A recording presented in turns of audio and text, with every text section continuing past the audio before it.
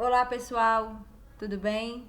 Boa tarde, eu me chamo Bruna Rocha, sou professora de Química e a aula de hoje será sobre modelos atômicos, certo? Então, assim, por que essa aula? Por que esse assunto? Eu acho que não tem nada assim, né, que seja tão como entender a base de toda a matéria, né? O nosso átomo. Então, os estudos, né, os levantamentos sobre do que era constituída a matéria, ela vem desde a Grécia Antiga, né? Antes de Cristo, passou por diversos pesquisadores, né, como Dalton, o Einstein tem uma contribuição muito grande e até chegar ao modelo atual, né, que foi pelo cientista Schrödinger. Então, bora lá.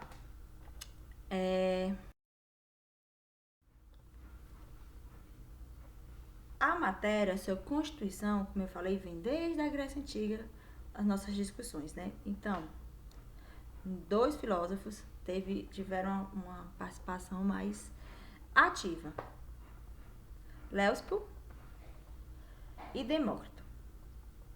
Bom, foram eles, né, que deram o nome átomo a esse constituinte, né, básico da matéria. Eles disseram que o átomo é uma partícula pequena, invisível e que não pode ser dividida, tá? E o que é átomo? Átomo vem de a, não e to, divisão, grego, certo?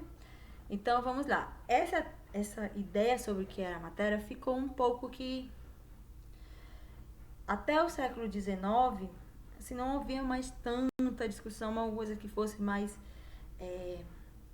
certa, definida, tá? Então, lá pelo início do século XIX, Dalton surgiu a primeira teoria atômica, certo? O que foi que o Dalton fez? Dalton fez experimentos macroscópicos, certo? Com aquilo que ele conseguia observar, né? Então, ele disse que todos os átomos de um elemento eles são idênticos, certo? Os átomos de diferentes elementos têm massas diferentes. E nas reações químicas, os átomos não são alterados, porém permutam entre si formando novas substâncias. E é o conceito de Dalton que até hoje é a forma mais, né, comum de nós expressarmos, desculpa, uma reação, tá? Então, foi com Dalton que a gente teve uma teoria mais, né, direcionada sobre do que seria, como seria constituído o átomo, certo? Dalton foi o primeiro a dar símbolos para os elementos, né? Aqueles que já eram conhecidos, hidrogênio, carbono, certo? Oxigênio, fósforo, enxofre, magnésio. Ele criou uma forma de representar cada elemento, né? Assim, visualmente. Dalton estabeleceu que o átomo ele seria bem parecido com o quê? Com uma bola de bilhar. Indestrutível, indivisível, uma espécie maciça e compacta, tá? Entretanto, conseguia explicar tudo aquilo que nós, né, foi descobrindo, como o fenômeno da eletricidade. Então, ele não conseguia, através do modelo estabelecido por Dalton, alguma explicação razoável para a eletricidade, certo? Aí surgiu. Prestem atenção. Os modelos eles foram sendo construídos à medida que modelo, certo? De Thomson, ele conseguia já explicar a eletricidade. Ele foi quem descobriu o elétron, né? Ele é chamado de pai do elétron, certo? Bom, né? O modelo de Thomson, ele disse que o átomo ele parecia mais com um pudim de passas, ou trazendo assim para regionalidade, um panetone, certo? E que o átomo ele seria constituído de prótons e elétrons, né? Os prótons teriam cargas positivas, elétrons carga negativa. Eles iriam estar distribuídos de forma uniforme por esse átomo, certo? Entretanto, o que é que acontece? O modelo de Thomson, o que é que acontece? Mais uma vez, certo? Os estudos, né, científicos agora estavam voltados para uma nova característica de alguns átomos, que era o que? A radioatividade. Só que o modelo de Thomson não conseguia explicar a radioatividade, certo? Isso é assunto para outra aula.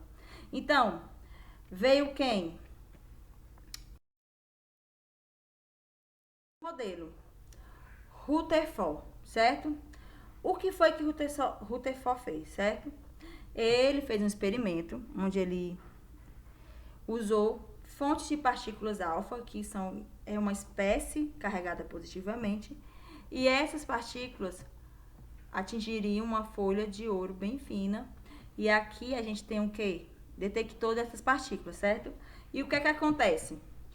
E esse experimento obteve um resultado diferente do que eles planejaram. Você percebe aqui que partículas atravessaram, partículas tiveram desvios e outras partículas retornaram. Que foi que aconteceu? Então, o que é que eles esperavam pelo modelo anterior de Thomson? Que as partículas alfa deveriam atravessar a folha de ouro sofrendo pequenos desvios devido a repulsão, né? Porque o átomo continha também continha uma partícula positiva. Só que aí o resultado do Rutherford, que a maior parte das partículas se comportava como esperado, mas aí aconteceu o quê? Mudanças de ângulo maior que 90 graus e algumas retornaram à posição inicial. Então, não poderia ser utilizado o modelo anterior, né, de Thomson. O Rutherford sugeriu que o átomo, né, ele pareceria com o quê? Modelo atômico dele era um modelo planetário, onde a gente ia ter o quê? O átomo ele era esférico, com uma minúscula área extremamente densa, dotada de carga positiva, que ele chamou de núcleo. Agora nós tínhamos o núcleo. E ao redor do núcleo estariam os elétrons. Então era como se fosse assim, o núcleo, né, no meio e os elétrons em sua volta. No modelo planetário, tá? Tudo bem? Para explicar o quê? Porque essas partículas alfa atravessavam quando elas não se chocavam com nenhum elétron, né? Aquelas que se chocaram com o núcleo sofriam desvios, certo? Então, não poderia ser usado aquele modelo de um átomo como Thomson sugeriu, certo? O Rutherford disse que era um modelo planetário, né? Segundo a mecânica clássica, né? Então, lá vamos usar um pouco de matemática. O que iria acontecer com esses elétrons girando em volta desse núcleo? Elétrons com carga negativa e o núcleo com carga positiva. O elétron iria realizar sua órbita e iria perder energia. E ao momento que ele fosse perdendo energia, o que ele ia acontecer? Ia se chocar com o núcleo positivo e aí o átomo não ia poder existir. Certo? Então, agora conhecendo um pouco mais sobre a natureza do átomo, foi sugerido um novo experimento. Então, entrou agora a teoria atômica de Bohr, certo? Que foi que Bohr disse. Ele criou alguns postulados. Sim, os elétrons se movem ao redor do núcleo, certo? Entretanto, ele criou o conceito de órbitas. Esse movimento ao redor do núcleo estariam delimitadas a órbitas, e essas órbitas seriam bem definidas e seriam estacionárias, certo? Não, ele só ia girar em um certo órbita. Movendo-se em uma órbita estacionária, o elétron não ia nem absorver nem emitir energia, então ele não queria se chocar com o núcleo. E os elétrons, certo? Só poderiam saltar de uma órbita para outra se eles conseguissem absorver energia e liberar energia, tá? Então, essa teoria ficou bem mais, né, assim, próxima do que acontece, certo? Postulados de Bohr, que a gente percebe o efeito da fosforescência, né? Que é quando todo mundo já viu isso, né? alguns materiais você coloca no quarto, né? E aí de dia ele não brilha, mas à noite ele brilha. Por quê? Porque eles absorvem energia durante o dia. Os elétrons que constituem os elementos desse material, eles absorvem energia e fazem o quê? Assim como eles absorvem energia, o que acontece? Eles mudam de uma órbita para outra, sai de uma órbita menos energética para mais energética. E aí o que acontece? Quando eles voltam, eles têm que liberar essa energia que eles absorveram. Então, essa energia é liberada na forma de quê? De luz. É por isso que brilha no escuro, certo? Isso aqui é um dos postulados lá de Bohr, tá? Depois, que eu acho importante, como é que a gente pode aplicar esse conhecimento? Aqui é uma questão simples. Ó. Uma importante contribuição do modelo de Rutherford foi considerar que o átomo ele era constituído de quê? De elétrons mergulhados numa massa homogênea de carga positiva? Não. Isso não foi Rutherford. Uma estrutura altamente compacta de prótons e elétrons? Não.